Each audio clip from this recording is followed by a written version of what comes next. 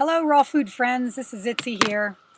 I just received an email from a friend, and it's an article about the dangers of grilling meats. It's not even actually about grilling meats only, but it would have to do with cooking foods at high temperatures. But they focused on grilling because it's a summer article, and the article has to do with the dangers of grilling meats. There's a couple things that happen when you grill foods, and I'm going to read from this article right here. Dangers of grilling foods. I didn't print the whole article. I just printed some of the things that I'm going to read to you that are pretty interesting. So there's something called AGEs that they find in grilled food, and I'll read here. It says, fat plus protein plus heat may equal trouble.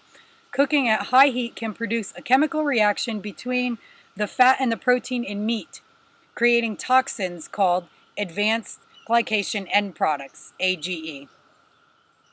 These toxins are linked to imbalance of antioxidants, along with inflammation, which can lead to increased risk of diabetes and cardiovascular disease. I feel like this was kind of known already. I guess once you start changing your diet and you start really feeling the difference when you go back to eating these type of things, you could just feel that something's not right when you eat these type of foods. So the next one is polycyclic aromatic hydrocarbons. And aromatic sounds so nice, and that's the summertime smell of when you're out in your neighborhood taking a walk and you smell everybody grilling at dinner time, and there's an emotional connection to those smells, and it may remind you of a really good time in your life when you had the hose out playing as kids, getting wet, just enjoying the heat, maybe getting in a pool, things like that. So food is such a deep connection. It's such a deep thing for most people, and it's hard to get away from these kind of things for so many.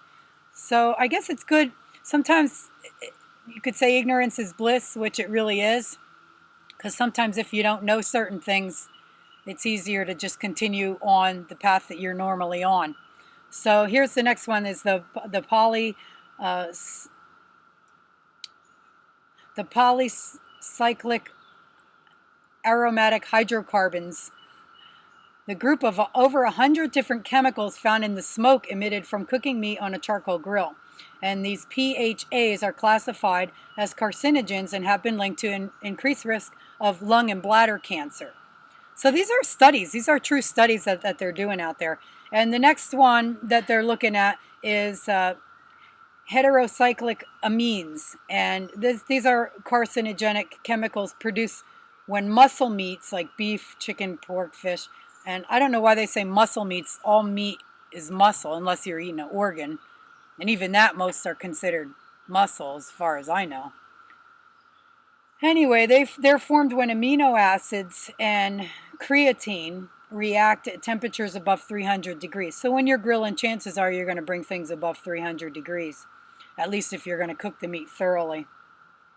So these HCAs are linked to prostate, pancreatic, and colorectal cancer in adults. So there you have it. Don't grill your meat. Anyway, so getting back to the emotional part of eating, we really are, even on my birthday, I still, up until last year even though I had a friend make me a wonderful, delicious cake made of fruit, I still wanted to have my cake. I still wanted to have my buttercream icing marble cake that I've always had since I was a little girl when it was my birthday. It's just always been something for me that brought back good memories. So it's so understandable that the foods you used to eat still kind of have this pull on your heartstrings, the smell of grilled meat. And to me, I'm actually beyond that at this point. I don't think I'll ever eat meat again. At this point in my life, I just know all the costs of eating meat, whether it be my health reasons or the compassion reasons for the animals that I might be eating, and for the environmental impact of eating meat. So, and dairy and things like that. So I will never go back to eating meat. I still have a problem with dairy. Once in a while, I still have pizza, and I really, there's going to be a time soon, because I'm not even enjoying it. anymore as I once did. It's just not, doesn't work anymore. It's not really satisfying any needs at this point. Maybe once in a great while it does. But anyway, so think about summertime, and you're trying to change your diet and wanting to make yourself a better life and a healthier life, more compassionate life, and environmentally friendly life. You still have these pools. When you hear people talking about grilling meat, maybe that doesn't get you so much, but the sense of that, the aromatic aspect of that. So what you want to do is you got to replace these things with something new.